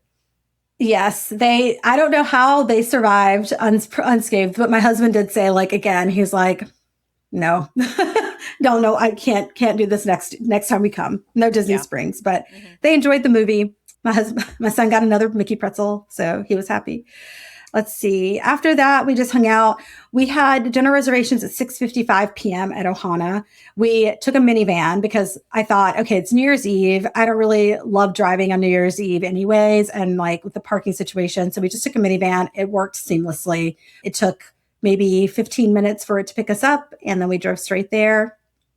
Got to Ohana, checked in, walked around the shops a little bit. And then while we were shopping, we got the notification probably around like 7:10 that our table was ready. So we went up and we got the best table. So we were seated right at the window in the back, had the best view of Cinderella's castle, and therefore the best view of the fireworks. So we really lucked out with that table. And the fireworks started at 7:30. And so they piped the music in, they dimmed the lights, and we got to see the early family friendly showing of the New Year's Eve fireworks. And it was perfect. I mean, we could not have had a better viewing spot for the fireworks. I love that. And I am also surprised that you were able to get in so close to fireworks at that table. You know what I mean? Because so many people, if they're trying to do that intentionally, they come early and they sort of stay at their table.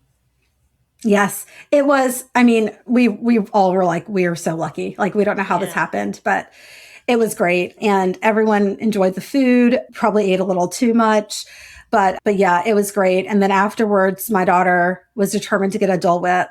I don't know how she had room for one. Like no one else could eat anything else, but she wanted a Dole Whip. So we went downstairs and got a Dole Whip.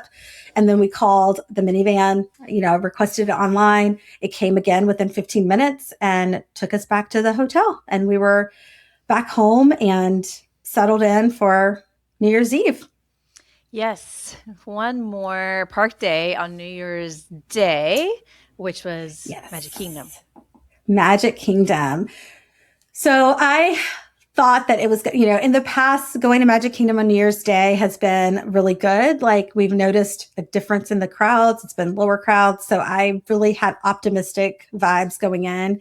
It did not feel empty or not empty. Empty is not a good word. It did not feel like it has in the past on New Year's Day. It was very crowded. Also, I was mistakenly told my family early entry started at 8:30 and it actually started at 8 o'clock. So we were completely off on our strategy from the start. But that morning, we got on the bus at 8:06 a.m. We tapped in at Magic Kingdom at 8:40. At that time, we made a beeline to Space Mountain. I did not have a lightning lane for that, and everyone wanted to ride it. So we went to Space Mountain. It was posted at a 40-minute wait. We actually waited 23 minutes. So that was a nice surprise. After that, we went to Tron. We had a lightning lane for 9:30 at Tron, and we tapped in right at 9:30. We were off by 9:47. The Aries overlay was really cool. However, that ride is so short. Like it's, you just finish and you're just like, oh, it just needs to be just a little bit longer. But, it's still a fun ride. So after that, we're off at, like I said, 9:47. We went straight to Haunted Mansion because that was our next lightning lane. We tapped in at 10:02 and we were off at 10:20. So that went fine. Then we had a brunch booked for 10:30 a.m. at Crystal Palace. We checked in there exactly at 10:30. It took about 10 minutes to get seated. We were seated. We got to see Tigger and Eeyore and Piglet. So all the characters that come to your table came to our table. We got our churro waffles and we were able to, brunch is the time where, it switches from breakfast to lunch. And so people who wanted more savory food were able to get it. So nice balance. So everyone had their share of food. We left there at 11:20. And at this time, we were a little worried because we had a Seven Dwarfs lightning lane. Well, my family was worried. They were very anxious because we had a Seven Dwarfs lightning lane for 10:05 a.m. And they were convinced that we were not going to be able to get on because it was after 11:05. And I was like, guys, there's a grace period. Like, please just trust me on this. And so it did. Of course, we were able to get on. We got to Seven Dwarfs at 11:31 and we were able to get on the ride and we were off by 11:40. So it went seamless and we enjoyed that ride very much. Yeah, don't tell the cast members that like to argue in my social media posts about this. Whenever I post on social media that there's this grace period, the cast members like, no, there's not. I'm like, listen, I know that it turns green and it's not up to your discretion because Disney has programmed it to turn green. Right. It's like, right. It turns green. Like they didn't have to give special permission for us to go through. And after that grace period, then it's cast member discretion. But yeah. So I was very happy that I was right and they were wrong because they were like convinced that we just ruined the lightning lane. I'm like, look, worst case, we'll go to a blue umbrella and say like, this has happened. I was like, but there's nothing for us to stress out about. Yeah. And well, now they know. So after that, my son loves the Winnie the Pooh ride. And so we went to see what that wait time was like. It was posted 40 minutes. So I was like, let's just go ahead and get in line. The actual time was 20 minutes. So again, like half the time that was posted. We left the Winnie the Pooh ride and we're making our way over to Pirates of the Caribbean and the Festival of Fantasy Parade was going through. So we stopped in like Liberty, that section, and watched the Festival of Fantasy Parade. And so that was nice, like a little pause in the day. People were able to sit if they wanted to sit and just kind of break. So after the parade, we went straight to Pirates. We tapped in at 12:15-ish. We were able to ride that ride really quickly. Wasn't a very long wait. I think we were through the line in like 5 minutes. And then from there, we got in line for People Mover at 1, and it was only a 10-minute wait. So things were looking good. Like we were breezing through, got to ride People Mover. I know, but the tone of your voice tells me It got worse. Yes. So after People Mover, we wanted to get some snacks. My friend Chris wanted to try the cherry cola churro. So he got that, and my daughter got popcorn. My son got a Mickey pretzel. The cherry cola churro, according to Chris, was not good. He doesn't recommend it. It was sickeningly sweet, is what he said. I did not have any desire to try it, so I will just take his word for it. I might be wrong, but I think this might be 2 trip reports in a row where someone says that. I can't remember. Yeah. I mean, it had popping rocks and then a cherry cola like syrup on it. But he was like, too sweet. Like he couldn't finish it. Mm-hmm. So after that, we headed over to Beak and Barrel. So we had a 2 p.m. reservation at Beak and Barrel. So I checked it online, as I've been doing this whole trip for reservations. And then at about like 5 minutes after I checked in, like the cast members there made an announcement saying, like, if you checked in online, it doesn't mean you're checked in. You have to check in with the physical person, or we assume you're not here, and we will give your reservation slot away. So I was like, okay, that's interesting. And it was so crowded in this area because people are coming to see if there's like like openings. It's just a crowded space. It was very hard to hear them. They don't have mics or anything. And so the cast members are just having to shout over the crowds. So I would have bet that people did not even hear her make this announcement because we happened to be nearby the woman who made it. So I did find the people with the iPads. I told them, like, I'm here for my reservation. And they were like, okay, now you're officially checked in. We'll call you when your table is ready. And so we're standing there. We noticed that like there's 2 cast members doing the calling. One lady who is really good at like projecting her voice, and the other guy who's like literally going, Smith, party of 4. Johnson, party of 2. And I'm thinking, oh my gosh, well, we're never going to hear if we get that guy. And and if you don't come, he goes and he tells the front desk, like, they're not here. And I'm like, no one heard you. So sure enough, at 2:21, the guy goes, Jernigan, party of 4. 5. And I'm like, that's us. It's us. We're here. So before we go in, my friend Chris was like, if we have standing room only, like at Oga's, he's like, I'm going to have to just sit on the floor. He's like, my knee hurts so bad. Like, he's like, it can't be that way. And I'm like, I've never been before, but I feel like everyone I've heard has had a seat, like, surely. Right. So at 2:21 p.m., they take us in. And as we're walking in, he's like, yeah, so you guys are going to be in the standing room only, in the map room. And I look at Chris and he's like, oh my God. And I look at Pierce and Pierce is like, and I'm like, it's going to be okay, guys. So they take us to the map room, and you can't help but notice, and I'm trying to keep everyone positive. Like, we're all tired. It's still another cold day, by the way. So it's like the high of today is supposed to be 65 at like 3 o'clock. And it's only going to be 65 for a small slither of time, but the sun is at least out. So it's not as cold as previous days, but you're still bundled up. My daughter, for example, still kept her puffer jacket on the whole day, and they're getting tired. It's the end of our trip. So we go and we stand there, and there's already another family there, and we're all around this like one long table. And so we get in our spots, and Pierce is like, my son is looking around and he goes, well, this is the only room that's standing. Everyone else has seats. So I'm like, yeah, buddy. He's like, can you please ask if we can get a table? I'm like, no, we can't. Like, this is where they've set us. And my friend Chris goes, this table is big enough to have stools. Why are there no stools here? Like, I don't understand what the purpose of making the standing only is. I'm like, I don't know, but we're going to make the best of it. So we get the menus, and we're looking at the menus, and we pick our drinks. And as we order our drinks, another family comes, and I'm thinking, where are they going to go? Like, we're already like 2 families deep at this table, and they bring a family of 3, and they're like, guys, you got to make yourself small. We've got another crew coming in. And I'm thinking, you have to be kidding me. Like, we're already standing, and now we're cramming more people in this room around this table. And it was just not a great experience. Like, we couldn't see anything that was happening in the main room. And so like you would hear people cheering and hooting and hollering and lights going off, and we couldn't see what it was. And by the time my son would make it over to look around, like, it was over. The drinks, in my opinion, were not that great. I mean, they were just okay. Like, I had the margarita. The kids' drinks options, there were 2 options that were non-alcoholic. And the one that my daughter got came with a vanilla cake pop, 5 pieces of caramel popcorn, and a chocolate truffle. And the drink tasted like someone took all those things and blended it and pureed it and made a drink. It was really odd and it did not taste good. My friend Chris got the Sirens drink. It's blue and they put mermaid tears.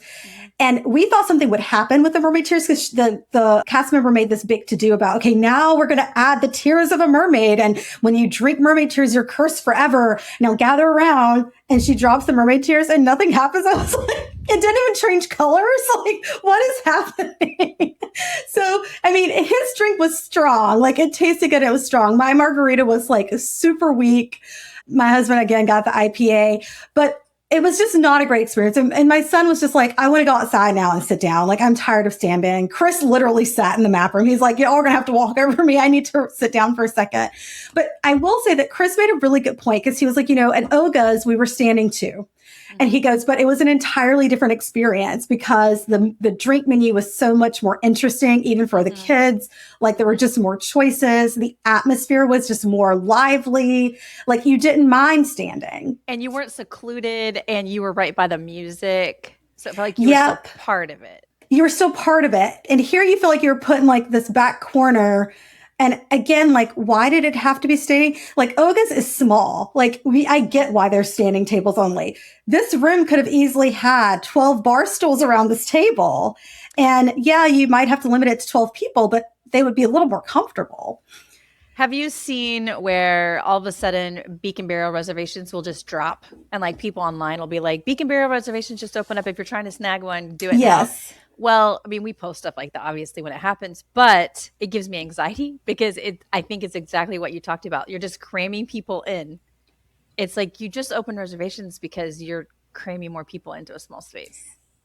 I think so. And I was shocked at how easy it was to get this reservation. And now I'm like, I see why, because now we were just shoving them in. But it wasn't a great experience. I would say that I would try it again if I could be guaranteed to be in the main room. But otherwise, it might be a one and done because it just wasn't great for us. So I was a little disappointed in that, but we did it and we wanted to try it. So we can say that we had. You did it, but it just makes me sad because a table in the main room, you probably would have enjoyed it more, even though the drink still would have been overly sweet or whatever it is. It still would have been fun at least. But instead, you were in a different room and standing. Yeah, it bummed me out. And couldn't see anything. And I think that was the biggest bummer is like, you know, like we couldn't, it's such an immersive, it's supposed to be like an immersive like experience. And it's so themed. And so you want to be out there with everyone else, like, you know, experiencing whatever is going on out there. And you're just like in this room, can't see anything. Yeah. And it's like, you know, for years, me and lots of people have said things like there's too many Roys and not enough Waltz, right? So the creativity gets lost and the profit gets maximized. And I feel like your experience at Beak and Barrel epitomizes it. Like the creativity created the space, but when you're maximizing every dollar, it's hard for everyone to enjoy it. I agree. 100%. So yeah, that was really the only kind of like, oh, that didn't turn out the way we wanted it to. But anyways, we had 40 minutes, 45 minutes was our limit. And with one drink, we were almost at that limit because there were so many people in our room that she had to go through. So we had our one drink and we got the check and we're like, okay, we tried it. So that was Beak and Barrel. And after that, we noticed that Pirates was only a 45-minute wait. And my son was like dying to ride it one more time. And so I was like, okay, we'll ride. Actually, no, it was posted 30 minutes. So we're like, okay, yeah, we'll definitely ride. But this was the only ride that was longer than it was posted. So we waited in line 45 minutes, but it still could have been way worse. And so at that point, one thing, we had a lightning lane for Tiana's for 1:00. And I told my kids, we're not doing it. And my son was like so upset. I mean, just like couldn't believe that I was like, he's like, what do you mean? I'm like, honey, it's so cold. We will get soaked and we will be in our cold, wet clothes for the rest of the day. Like I was trying to reason with an 11-year-old and he just wasn't hearing it, but it was freezing. And I could not imagine, like I've ridden Tiana's before and I have gotten soaked and I brought ponchos. I'm like, this poncho isn't going to do but so much. And it was like literally in the morning, a 10-minute wait. In the afternoon, a 30-minute wait for Tiana's. Like no one was riding it because of the weather. So we did get rid of our Tiana's Lightning Lane and we did not ride Tiana's. So yeah, my son was very disappointed in that. But I was like, next time, buddy, like we can't do it. So at this point, after we rode Pirates for the second time, we decided to just get some more snacks and just kind of shop around. So we went and we got spring rolls and Dole Whips and popcorn from the confectionery, did a little shopping. And at that point, my daughter was like, I kind of ready to go home. I'm tired. And I thought, because earlier in the morning, she had said, well, let's like all go home and then come back for fireworks. And I thought, okay, like, yeah, we can do that. Like the people who want to, which won't be your dad or your brother, but like me and Uncle Chris, we can come back for fireworks. And she was like, yeah, no, I think I just want to go home. I'm thinking, okay, that's a little weird, but we're not going to think anything. Everyone's tired and cold. So we got on the bus at 5:20 p.m. and went home. And we just ended up doing quick service again for dinner that night. And I just started noticing that she was just not her normal self. And she was starting to cough. I'm like, oh God. So she went to bed that night, not feeling great, and woke up the next morning with a fever, which is our departure day. So departure day, she was feverish, chills, cough, sore throat. And so gave her medicine, found a mask to give her because I'm like, we're going to be in this car for 9 hours. We're all going to catch whatever you have.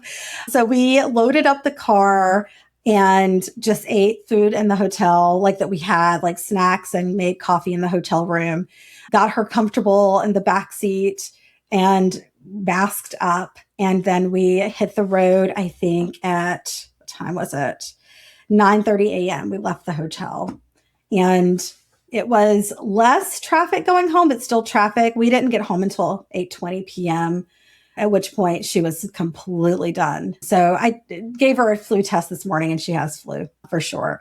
So we're hoping that it just sticks with her. So yeah, as we're speaking, you got home last night.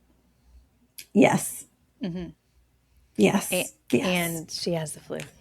She has the flu. So fingers crossed, it just stays with her.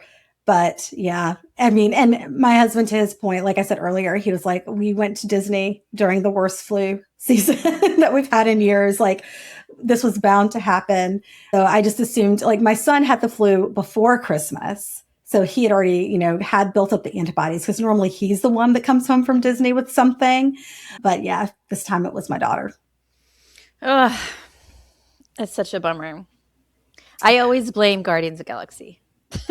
Yes. all those pre-show rooms. It's all the pre-show rooms, all the touching and pushing in those pre-show rooms, either Guardians or Haunted Mansion. Like one of them probably were the culprits. Yes. Exactly. It could literally be anything, obviously, but that's what I always think. There's too many people crammed into a small space. It's true. It is true.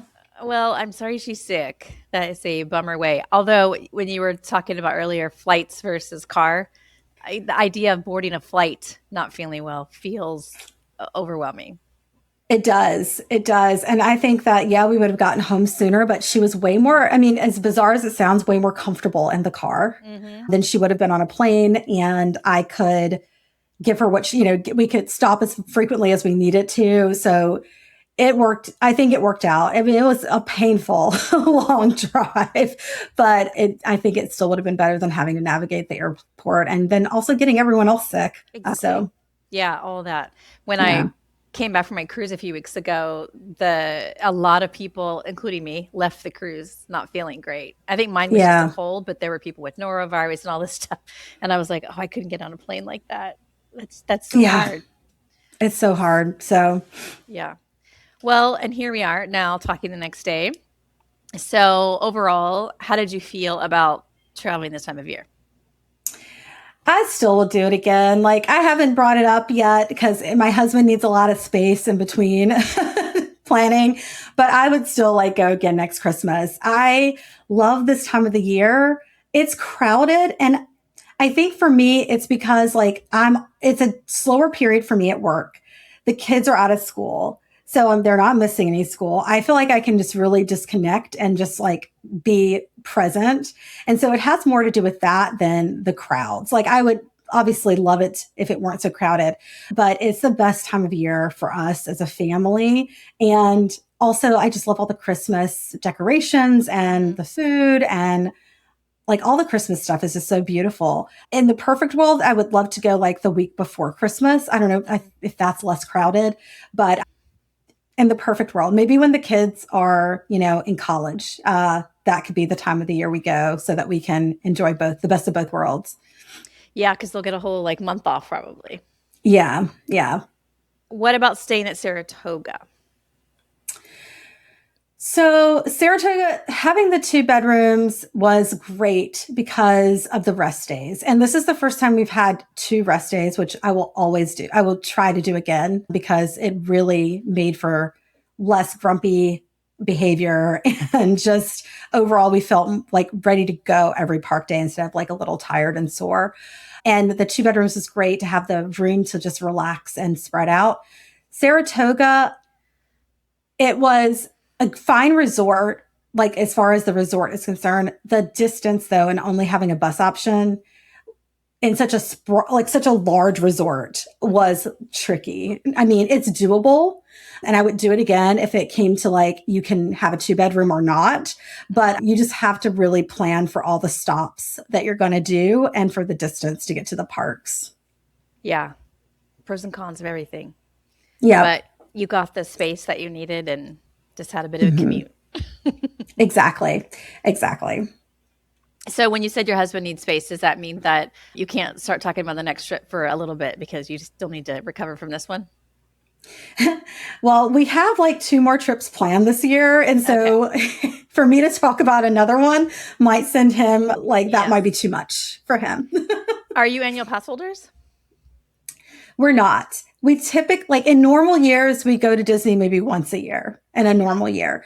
This year, 2026, is an anomaly where I actually did do the math and all the analysis to see if this year we should become annual pass holders based on the trips we have planned. And it wasn't quite there yet. So we're not, but I think that it's something I would do if it maths right and it makes sense. Yeah. It's all about the math. And it's gotten harder and harder to justify. Like you have to go a lot of days for it to make sense. You do. I can see it. My personal comparison to that is that in some years I've gone to Disneyland 2 or 3 times, but I've never had an annual pass or Magic Key is what they call it, because the math just didn't make sense if you're not going enough days. So it can work. Yeah. I can see that one going either way. Well, I appreciate you sharing fresh off of your trip. And I hope your daughter gets better soon and that the rest of you don't get sick. But thanks for sharing. Appreciate it, LaQuinta. Yeah, thank you. I hope you enjoyed my conversations with LaQuinta. I love talking with her and hearing about her trip, the good and the bad. And interesting to know that she loves going this time of year, even knowing, that it's going to be crowded. And in this case, it was actually quite chilly as well. We did keep talking on Patreon and an after chat that's available on Patreon in both video and audio form. I wanted to talk to her about her 11-year-old's interest in Disney because I had some suggestions on things that she might want to get him into to kind of explore that interest, and it might take me up on it. So you can hear that on Patreon right now. I think that'll wrap up this episode of WDW Prep To Go. For more information, you can check the show notes or head to the website, WDWPrepSchool.com. Click on podcast at the top, scroll down to episode 496. Until next time, I'll see you on the site.